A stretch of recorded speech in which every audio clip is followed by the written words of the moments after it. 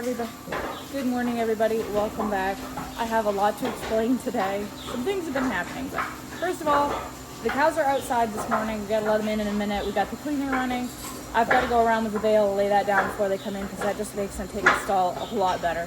So I gotta do that, and then we gotta get some sawdust because we do have to bed them first before they come in, because they don't like to cross the gutter if the stalls haven't been bedded. I guess cows have really bad depth perception, so to them, the gutter, which is only like I don't know, 10 inches deep, looks like it's the Grand Canyon, so they just don't want to cross it unless the stall is bedded.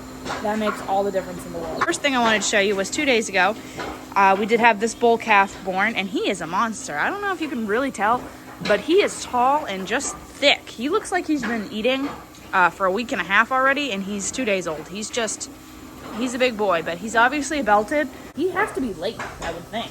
I don't know, but his mom stayed in last night, so this is her. This is Wendy.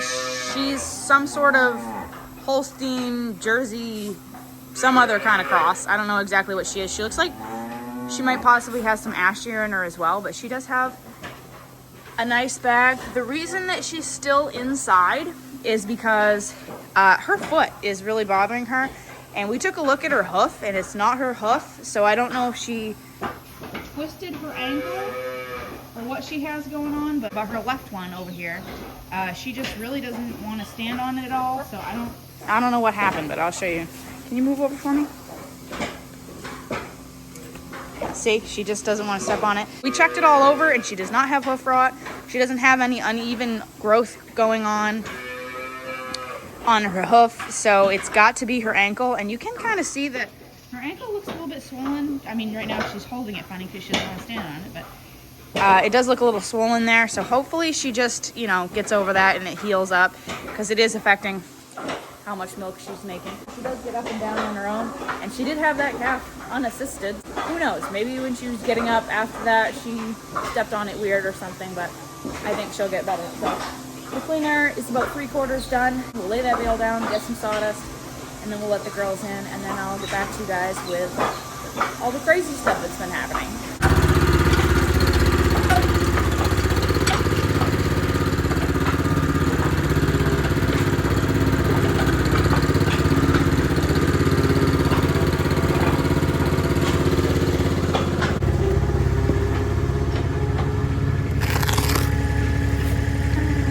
Gotta turn it around. My cart's in the way.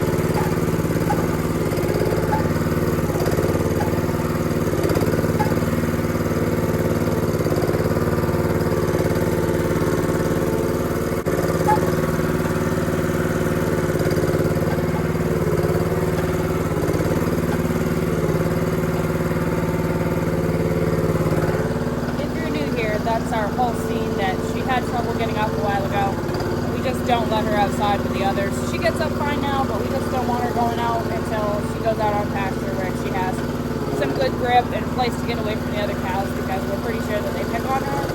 That's why she probably fell down and then had a hard time, struggled to get back up, and then that's why she had troubles coming in here and getting up. Now that she's better, we just don't want to chance it until we know for sure she'd be all right going out with everybody else.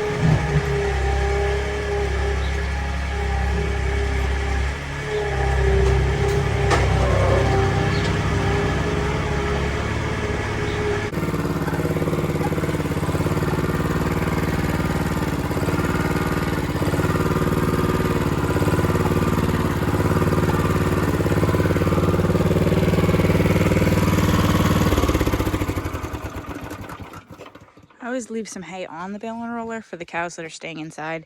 So when everybody else goes outside, I'll give them the rest of this so they have something to eat today.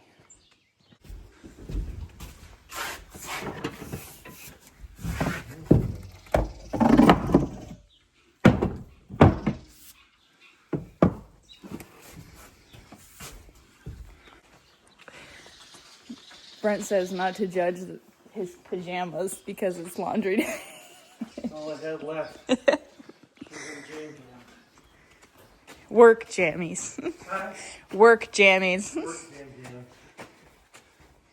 The barn is all freshly bedded. It smells so good in here. I don't think anything smells better than pine sawdust.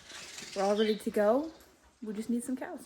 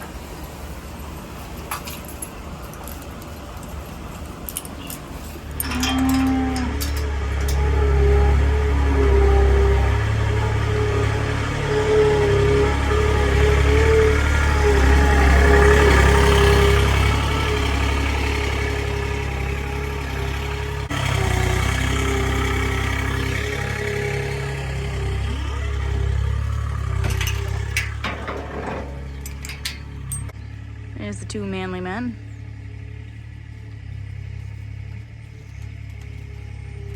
Go eat, Hubert. Good boy.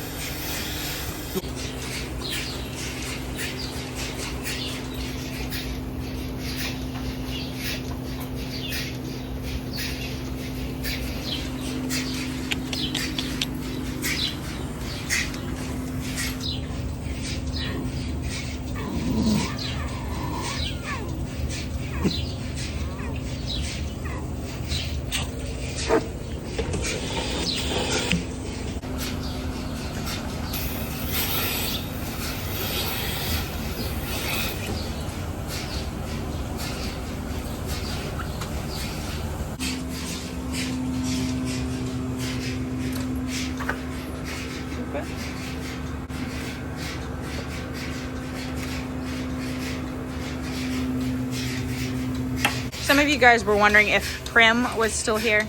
Hi, she said, "You talking about me?" Yes, I am. And she is. She's just being normal now. She actually goes out with the other cows and does very well. She's put on a lot of weight and she looks very good, don't you?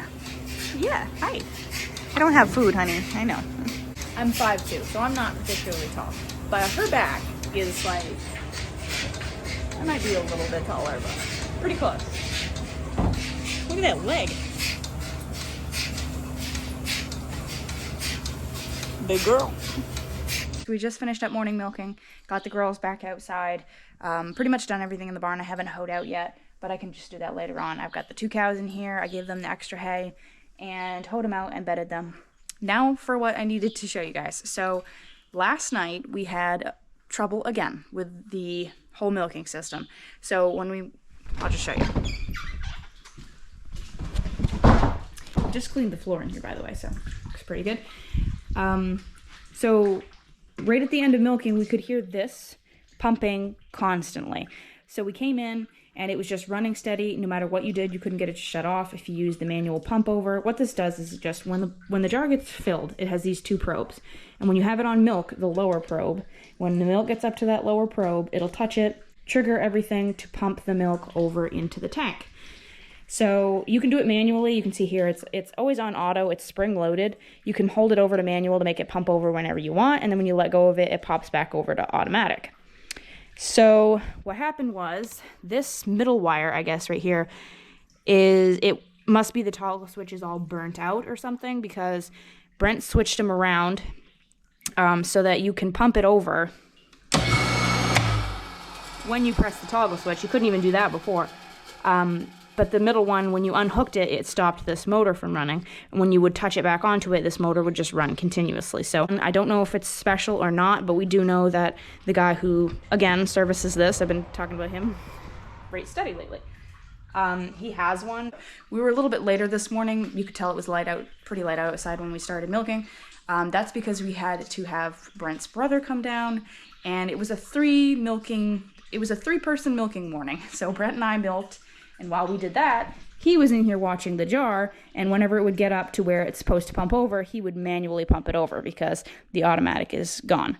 The clock in here is wrong, by the way, if you did see that. Yeah, that's been our morning. I just made more coffee, which had to get a new coffee maker because our last one was on its way out anyway, but then we left the pot sitting on the little stand there next to the pump jar. I guess when it pumps over, it shakes that stand, and the jar fell off and broke, so we're gonna run over and get that part really quick. And then when we get back, I have to start planting again. I'm gonna take you guys out and show you. Brent actually cleaned out the freestall this morning without me, which was very nice. He just went out there and did that, and I got everything ready for milking, carried all the machines and everything, got our dip ready, and you know the drill.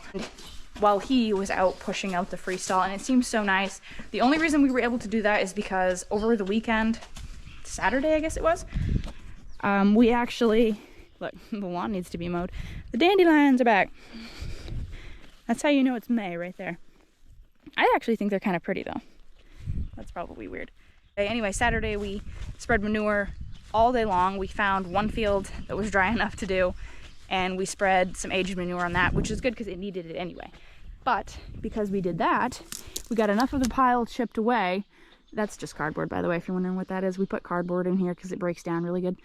We just shove it in the corner and then put some manure on top of it, and it breaks it right down.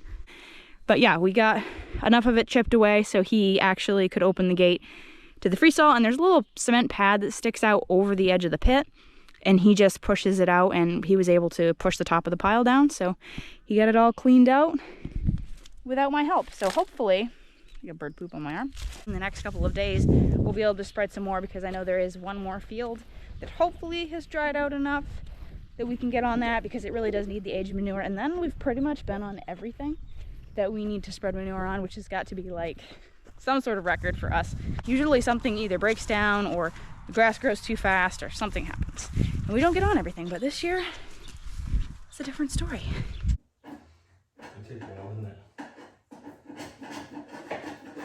That's all right, we'll just stick it to it. Hey, the heck with it. I don't know if it will stick to it. I kind of doubt it.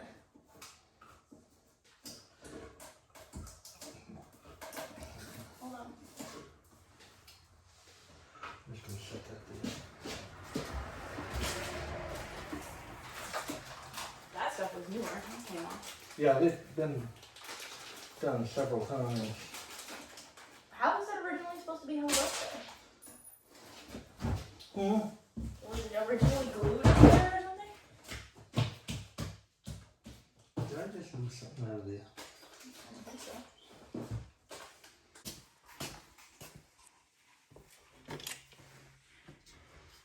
Okay.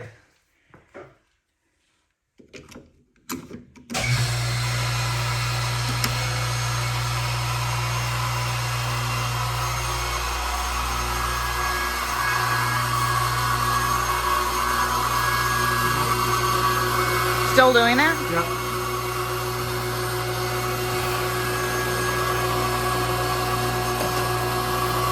Huh.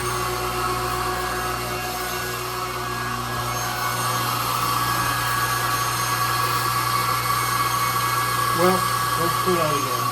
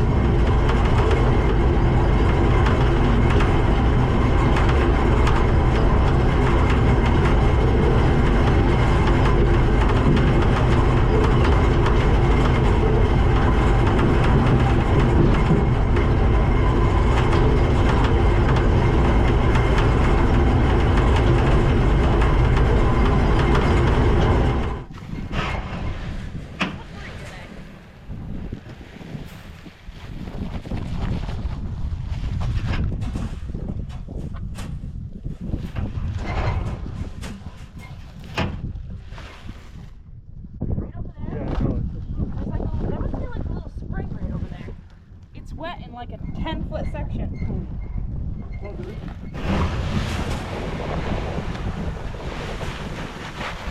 Like standing water.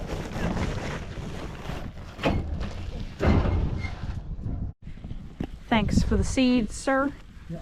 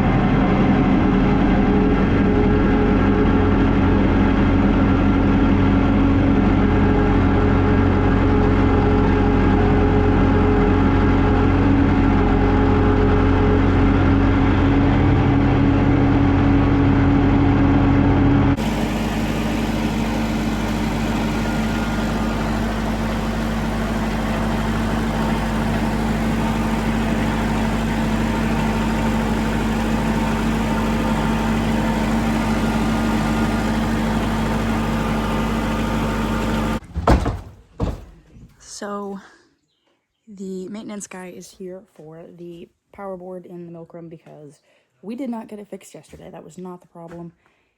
So he's here trying to see if he can figure out what's going on because we're on our third milking of things not working and having to pump it over by hand manually. Not fun. So even if the washes, you just have to sit there and pump it over. So I'm being quiet because they're in the milk room talking. Also, I have coffee.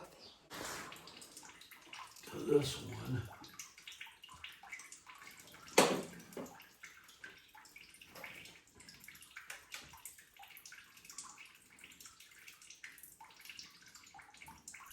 So I'm filling the planter. I left Brent and the technician. They're still working on the milk room.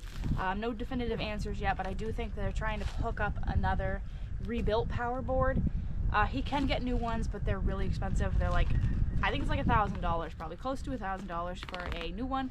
He's gonna try a rebuilt one first. I guess the one that we have is rebuilt. He said it's stamped some sort of way that you know that it's rebuilt. So I think that might be what we had done the last time we had the problems with the generator and it short-circuited everything. I think that board has been replaced, but he's gonna try another one and see if that takes care of the problem. If it's not gonna take care of it, then he has to look somewhere else into the more difficult possibilities of what it could be. But anyway, they're still working on that. I have to get planting. This is my last day with the planter. We have to take it back tomorrow. We promised to have it back tomorrow. And today is supposed to be really nice and sunny. So I'm putting 6 bags in it. I have a confession to make. You can open these bags with a string. I'm just an idiot.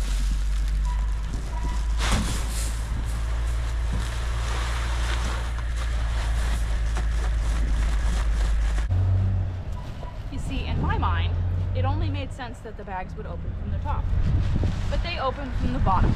The whole time I'm trying to open them from this side, which it doesn't open from this side. This is the side that they stitch. I'm trying to open it from this side like that does anything, but they open on the bottom, probably like all seed bags do. I'm just a ding dong. So yeah, this would have been a lot easier.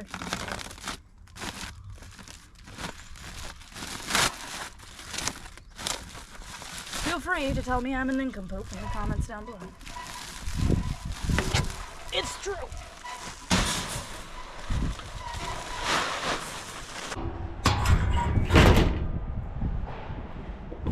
All right. Everything you can see here, I have planted. All together, we did really well. We got 90 acres, over 90 acres done, I think, which is really close to what we wanted to get done. After these 6 bags, we only have 3 bags left. So we pretty much used everything we wanted to. I would say it's around roughly a little less than 30 pounds an acre is what we did. Obviously, some fields we did more and some fields we did less. Some really needed some help and others were fine. This one I did moderately heavy. It's a pretty good field. There's a lot of clover and some timothy left in it from years ago. We had this reseeded and it's always one of our best fields, but we just thought we'd do a little bit of cover crop on it since it's really good soil anyway. So where I'm heading today, I've already done this half of what you can see to the tree line. I don't even know if you guys can see over there, but there's some strips in between the corn. That's what I'm going to be doing. And then on the other side of this hill, I'm going to be doing that as well, like next to the heifer barn. And then I think that's it. We're going to take her back tomorrow. Tomorrow is supposed to rain, so what we do need to do, though, is ride around the fields, because one of you had commented that we were missing a packer wheel. And I did not notice that. So you are correct. We are definitely missing a wheel. We're gonna have to drive around the fields and search for that. I'm not really sure what else is missing. I don't know, but we're gonna have to drive around the fields we've been on. At least I've been videotaping, so I know when we had it and when we didn't. So we should be able to narrow down where I lost it, at least a little bit. Obviously, we won't know where in the field that I lost it, but we'll find it and put that back on before we take it back. And that's the only thing that we need to do before we take it back, other than empty it of seed, of course. So I'm gonna get going. I did want to show you one thing before I sign off. I'm not gonna show you guys any of this. You guys saw what I did yesterday. I did like probably 20 acres yesterday. So you guys saw that, so I won't be filming anything of that today, but I did want to show you.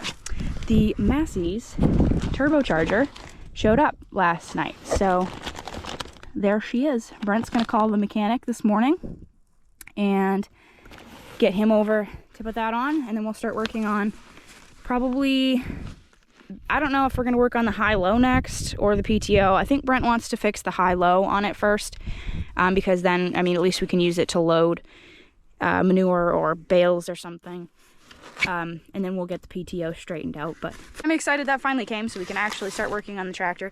So obviously no updates since we've been waiting for that. It took forever to get here. It took like, man, I don't know, must have taken 2 weeks, but it came from overseas somewhere, so it's not really surprising. But I'm cutting in here because I wanted to tell you guys that we are looking for the wheel. I did tie up that piece that hooks onto the wheel with my sweatshirt string so it wasn't dragging on the ground before I started planting, and currently looking for it. Brent's coming back with a four-wheeler to make it a little bit easier rather than walking. I did, though, find this in the field, which is, I don't know what it is, but I tell you what, it would not be fun with that wrapped around the mowing machine blades. So I picked that up, and I guess that's a win, but still no wheel. What's this? Oh, a rock. The search continues. I'll let you know. Found it.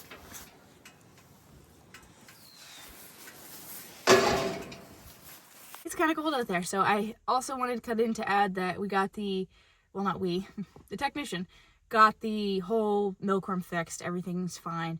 So it actually was the little power board there, and between the labor and the board, the used board that he did put on, it was like just shy of $500, like $490 something. So not as bad as it could have been, and I'm glad it wasn't something that happened that caused it so we couldn't milk it all, or some sort of terrible emergency. At least it was something we could get by with, and now it's fixed. Back to me a couple hours ago. Anyway, this is goodbye, I guess. I hope you enjoyed this video. If you did, like and comment down below. Subscribe, of course, if you haven't already done that. We'd love to have you joining us. And as always, keep it real, keep farming. We'll see you in the next one. Bye, guys.